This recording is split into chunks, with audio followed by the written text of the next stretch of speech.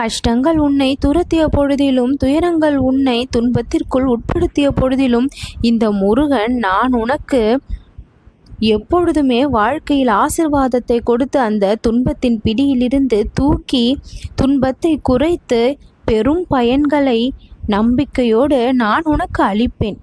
என் மீதான நம்பிக்கை ஒன்றுதான் உன் மனதை வலுப்படுத்தக்கூடிய சக்தி.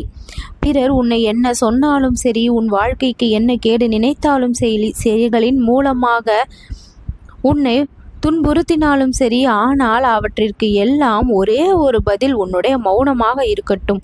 அந்த மௌனத்தில்தான் இந்த முருகனுடைய சக்தி உள்நுழையும். நீ அவர்களுக்கு பதிலை உன் செயல்களால் சொல்வதை காட்டிலும் சற்று மௌனத்திலேயே சொல்லிப்பார். அந்த மௌனமே செயலாக மாறி அவர்களுக்குள் மாற்றத்தையும் உன் வாழ்க்கையில் மிகப்பெரிய நன்மையையும் கொண்டு வந்து சேர்க்கும். உனக்கு பாதிப்பை கொடுத்த விஷயங்கள் எல்லாம், உன் வாழ்க்கையை தாக்கிய விஷயங்கள் எல்லாம் இப்பொழுது பெரும் நன்மைகளாக மாறிவிடும். எங்கே நீ நம்பிக்கை இழந்தாயோ அந்த இடத்தில் மீண்டும் நம்பிக்கை முளைக்கும். எங்கே உன்னுடைய மனம் இது முடியாது என்று நழுவி வந்ததோ அந்த இடத்திலேயே புது தன்னம்பிக்கை மீண்டும் மலரக்கூடிய அளவிற்கு மாற்றங்கள் ஏற்படும்.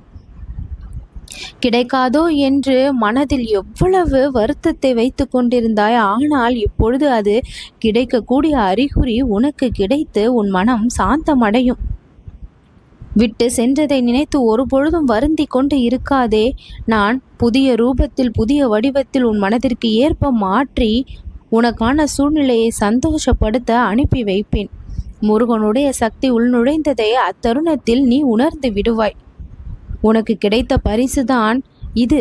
என்னுடைய அருளின் ஆசீர்வாதம்தான் உனக்கு கிடைத்திருக்கக்கூடிய இந்த பரிசுகள். மனமகிழ்வோடு ஏற்றுக்கொள், நல்லது நடக்கும்.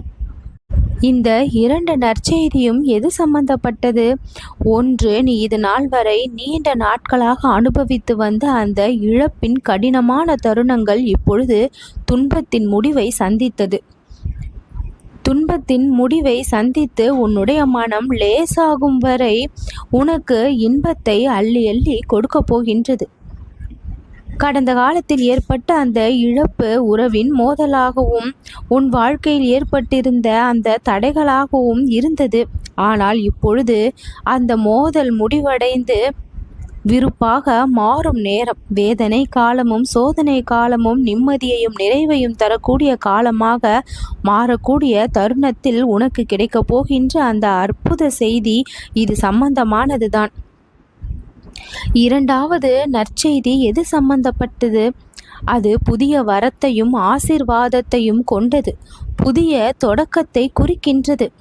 மனதிற்குள் இருந்த அந்த ஆசை நிறைவேறாமல் இருந்த அந்த வேலையினுடைய வெற்றியும், கிடைக்காமல் இருந்த அந்த பண வரமும், வாழ்க்கையின் பந்தத்தில் தாழ்ச்சி ஏற்பட்ட நிலை இப்பொழுது முடிவுக்கு வந்து புதிய வரத்தை, புதிய தொடக்கத்தை, புது ஆசீர்வாதத்தோடு இந்த முருகன் 2வது நற்செய்தியாக உனக்கு அனுப்பி வைத்திருக்கின்றேன்.